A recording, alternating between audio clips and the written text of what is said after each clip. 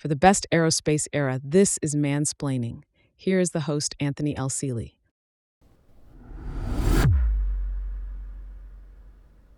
Welcome, aerospace enthusiasts. Based on the name of this podcast, you may think I only cover men. Not so fast. I have covered the awesome and inspiring story of the stunning aviatrix, Bessie Coleman, in the episode Daredevil Coleman. I do like to cover awesome female aviators from time to time. A female pilot was known as an aviatrix back then. I like saying the word aviatrix. So let's cover one here. This aviatrix career as a pilot took her all over the country and deep into South America. She was one of the most accomplished aviatrix of the time. But there's one really good reason why I want to cover her, which I will get to at the very end of this episode. This aviatrix is named Jerrie Cobb.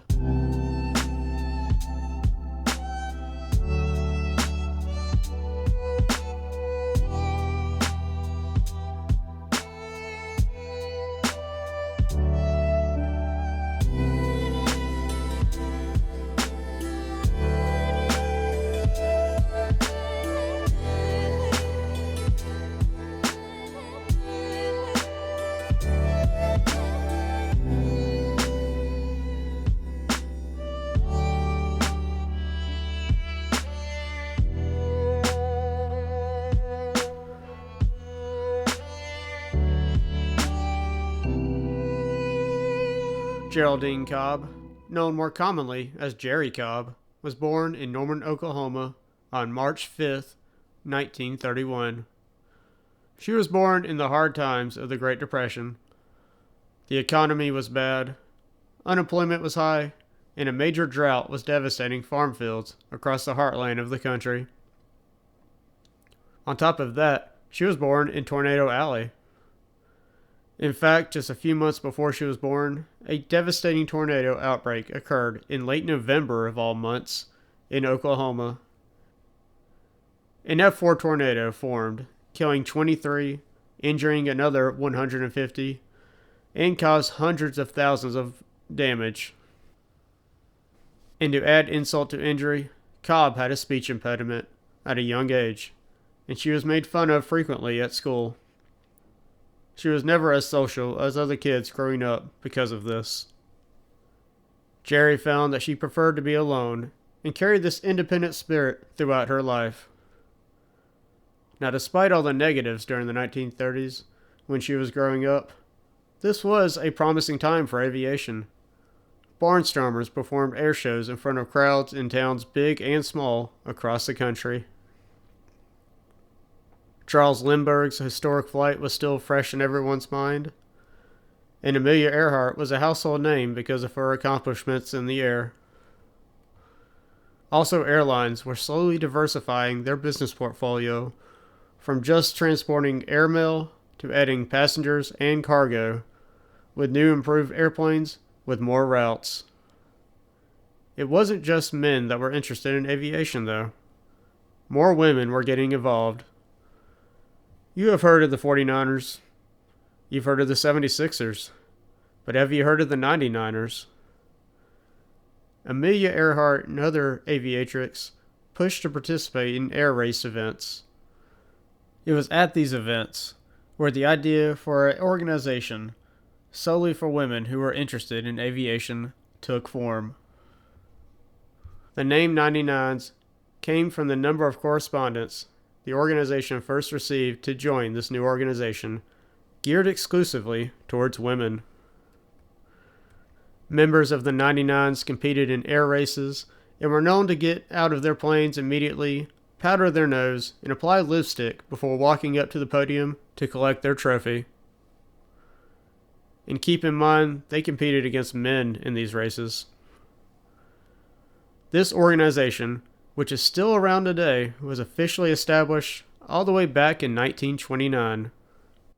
But the young Jerrie Cobb was not interested in any of that. Aviation was not her first love.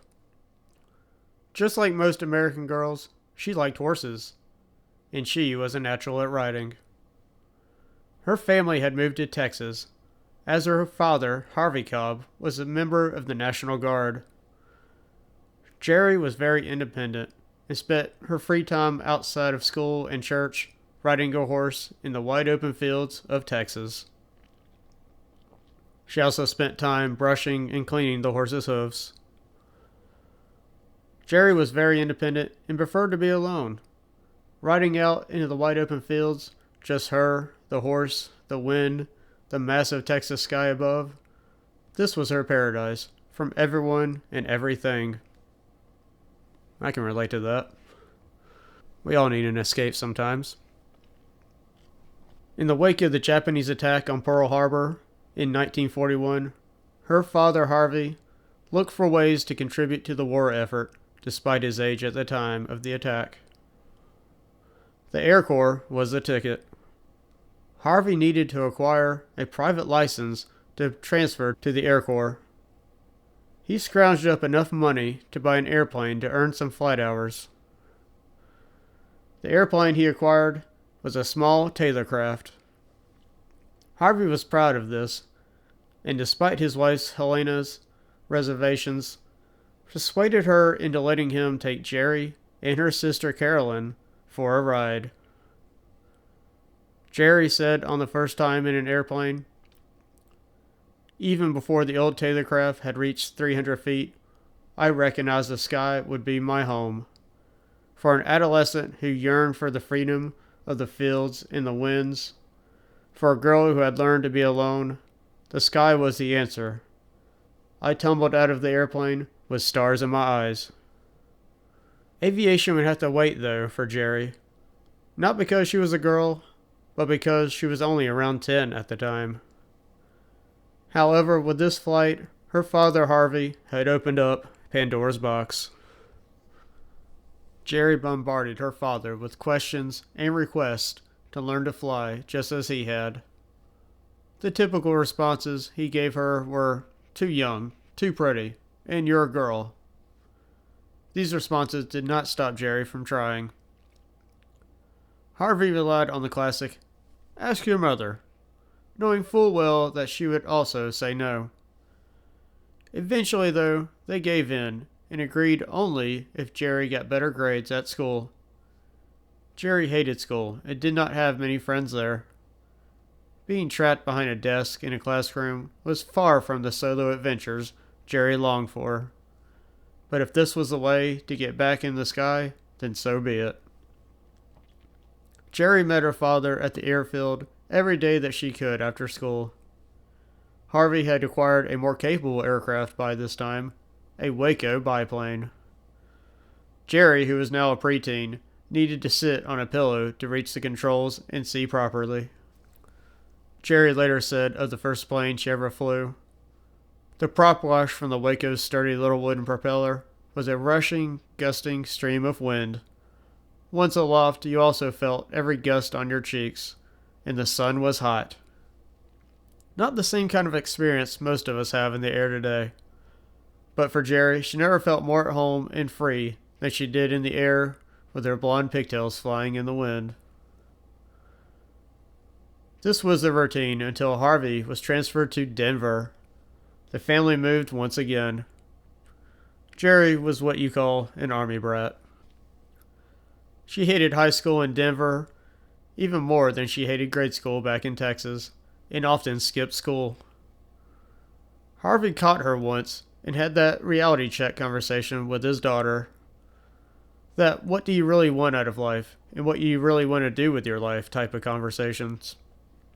He told her of the much larger and more complicated aircraft the Army Air Force was flying now. They had many gauges, and pilots needed to know math and calculate their fuel, their range, in order to fly correctly.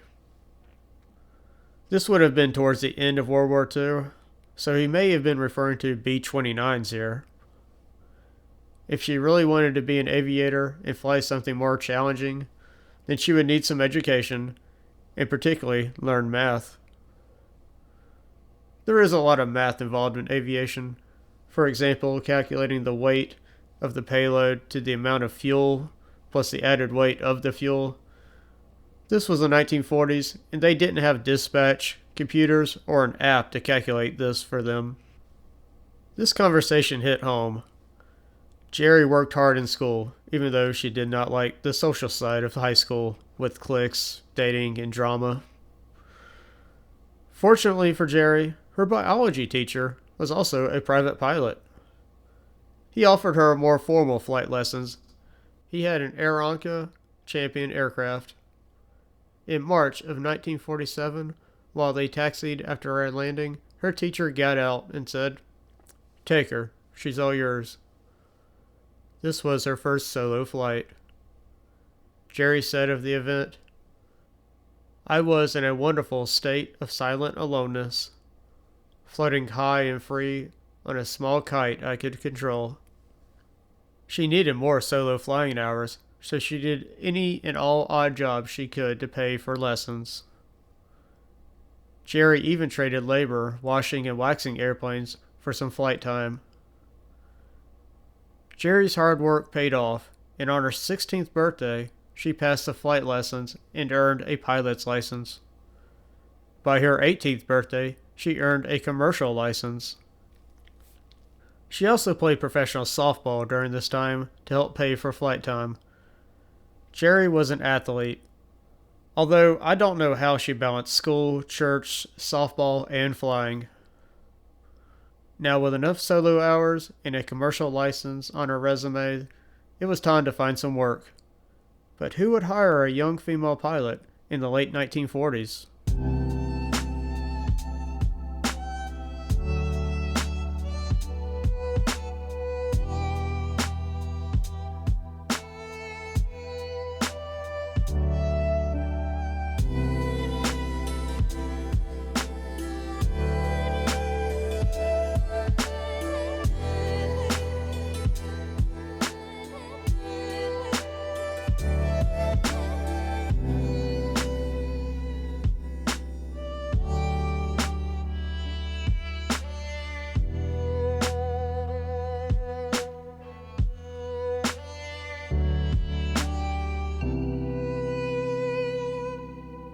Think about how many former Army and Navy pilots there were who served in World War II that were out there looking for work, some of them highly decorated. Jerrie had to face reality and decided to attend college instead. She went back to her home state of Oklahoma and attended the Oklahoma College for Women in Chickasaw.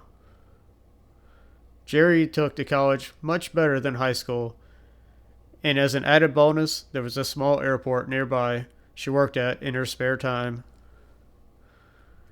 Instead of finishing college, though, Jerrie played for a pro softball team called the Sooner Queens. She played first base, but wasn't paid in money. The team instead paid her with a Fairchild PT-23. It was a war surplus trainer aircraft. The team bought it for her with the agreement that she would play first base for a season.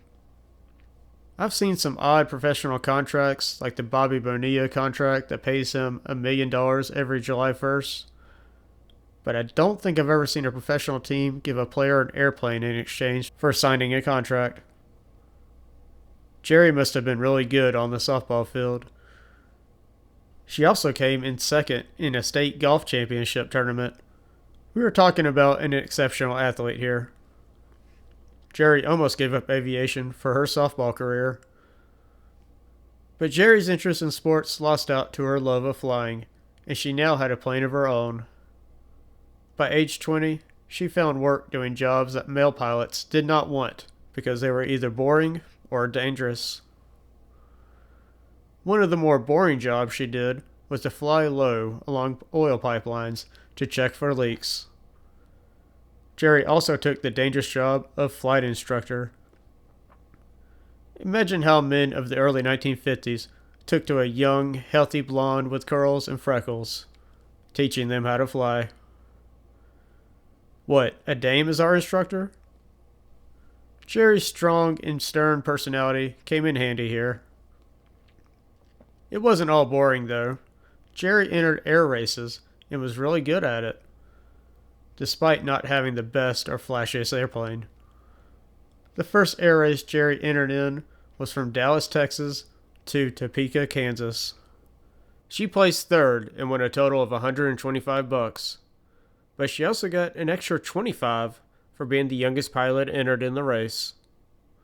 That's a total of $150, which according to the internet is equal to $1,800 in today's money. Inflation is terrible. But Jerrie finally made some real money flying. Jerrie also entered the all-women's transcontinental air race from California to New York. She placed fourth, winning another 100, but might have won the race had she been more accustomed to navigating the massive New York skyline. It's easy to get lost there. As fun and as exciting as air races were, Jerrie wanted a new challenge. She wanted to fly something bigger. Jerrie came across an ad from an airline in Miami looking for pilots to fly their DC-3s. Shockingly, though, it was an unpaid position for pilots looking to gain experience. Imagine that. This was perfect. She applied and received an acceptance telegram. Jerrie made arrangements, packed up, and drove an old Pontiac all the way down to Miami. Unfortunately, the airline owners did not realize that Jerrie was a woman. There was no LinkedIn back then to check applicants. The airline said, "We can't expect our passengers to fly with a girl co-pilot. They're already scared of flying. You may have all the ratings in the world and 10 million hours of flying experience, but no airline passenger will ever fly with a woman in the cockpit." Granted, this was the early 1950s. How many women even had driver's license at the time? Probably not as many as there are today. This was a dead end, and she did not have enough money to make it back to Oklahoma. Jerrie found an office job in Miami for an aircraft company called Aerodex Incorporated. Not the job she wanted, but at least it was still in aviation. One day she encountered a pilot whose occupation was to ferry aircraft down to South America. The pilot's name was Jack Ford. On their first meeting, he snapped at her about a work order just as she was walking up to her desk. He complained and was very offensive towards her. For those who work in the airlines or at an airport, we encounter this type of attitude often from the traveling public, and we do not appreciate it. And keep in mind, there are many airline workers that are also pilots, so one day they may be the ones in the flight deck who are flying year-round. Jack Ford returned later that day after cleaning up his appearance and his attitude, and bought Jerrie a cup of coffee at a coffee shop to apologize. His ferry company, Fleetwood Incorporated, was in need of pilots to fly aircraft down to South America. Jerrie reached into her pocket and slapped down her license right in front of him on the table. Ford was definitely caught off guard by this. He was adamant that sure, women can fly, but not for work, and definitely not for the dangerous ferry flights. An exchange followed. Jerrie eventually got up to leave and basically said with a smile, "If you need a pilot, you know where to find me." A week later, Ford called Jerrie desperate. He said, "I've got a flock of T-6s in Trenton, New Jersey that have to go to Peru pronto, and no pilots willing to fly them there." He went on to say, "It's dirty, it's difficult, and it's dangerous." Just what Jerrie was looking for.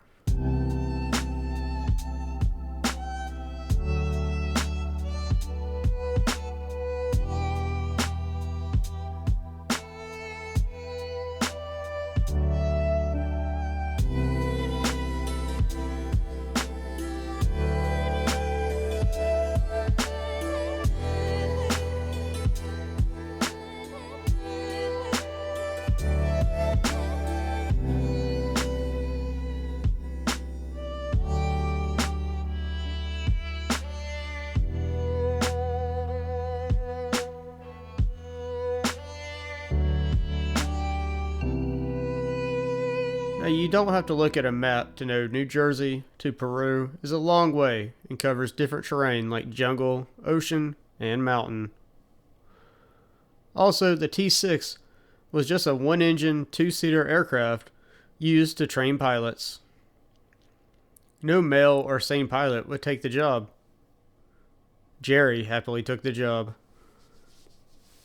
Now, Ford's advice for Jerrie as they and the others flew in formation over the Gulf to Colombia: if you don't hit the coast right the first time, you have a 15-minute safety margin at best. And there's jungle on both sides. Be right or be wet. Not the most reassuring advice. They did make it safely to Colombia, though, but the danger was far from over. At the airfield in Colombia, Ford's T-6 had a mechanical failure, so Jerrie, who had never flown in the South American continent before, continued on to Ecuador. Upon landing in Ecuador, this happened.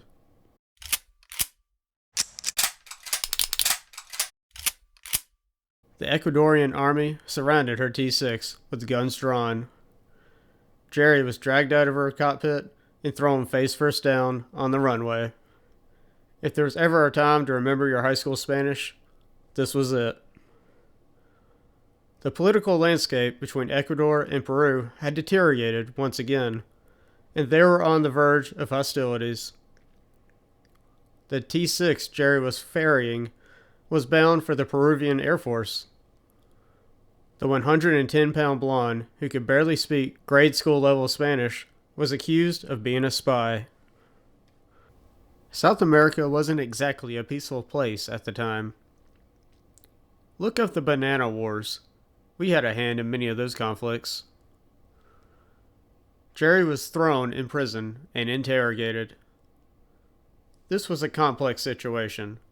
An American citizen landed a T-6 that was still technically owned by a U.S. company, Fleetwood Incorporated, in Ecuador. But this T-6 was bound for Peru to be integrated in the Peruvian military. What right does Ecuador have to commandeer an American company's airplane and its pilot? Although from their point of view, this plane can and will be used against them. This is an international mess. That's a job for the U.S. Embassy to untangle. Meanwhile, Jerrie spent 12 days in an Ecuadorian prison. Once released, though, Jerrie flew the T-6 to Lima, Peru, to complete the ferry job. And that was just the first. Jerrie flew around 100 of these ferry flights over the next year, some more eventful than others. Jerrie had to be ready for anything and kept a machete and a pistol among her supplies. Flying these ferry flights as a solo pilot felt like home. Being alone in the plane, along with the wide open sky, felt similar to the days when she was young, riding a horse out into the fields back in Texas. On one flight over the Caribbean, about 100 miles from Jamaica, a prop seal blew and engine oil went everywhere. Jerrie could not see, and her engine was going to give out at any moment. She radioed Ford, who was flying behind her. He wanted her to ditch, but Jerrie refused. They radioed back and forth. Ford gave her instructions and any information he could. He stayed with her the entire way, until Jerrie glided the plane for a landing in Montego Bay. On the ground, an elated Jerrie, with oil on her face and a big smile, ran and embraced Ford. Yes, this is a love story. It almost sounds like it came out of Hollywood. But this is much better, because it involves airplanes. In fact, this episode is going to come out around Valentine's Day. So men, instead of getting roses or chocolate or taking your wife or girlfriend out, send her this episode. Let me know how that works out for you. Now, their love story was an on-again, off-again love affair. We've all been there. Jerrie stayed on with Fleetwood Incorporated, flying a variety of aircraft, including the PBY Catalina. I only bring this up because I like that airplane. It's a cool flying boat. She eventually moved on to other businesses, flying as a commercial pilot. Jerrie also wanted to break some distance and altitude records, especially records held by female Russian pilots. This was during the Cold War, after all. She pushed a Rockwell Aero Commander to 30,560 feet on January 5th, 1957. Jerrie said, "I saw the bluest sky I had ever known. I could barely breathe, and not from the lack of oxygen." She did have to wear an oxygen mask for this flight. She went on to say, "It was the stillness, the godliness of it all. There was no horizon, no boundary, no limit to the ways one could go." That's up there in the realm of jet airliners. But this is years before they were prevalent. And she did this in the Rockwell Aero Commander. That's a twin-engine turboprop aircraft that you'd more so associate with general aviation. I could go on about her accomplishments here, but I want to fast forward and get to the real reason I wanted to talk about Jerrie Cobb. For that, we need to go to the beach.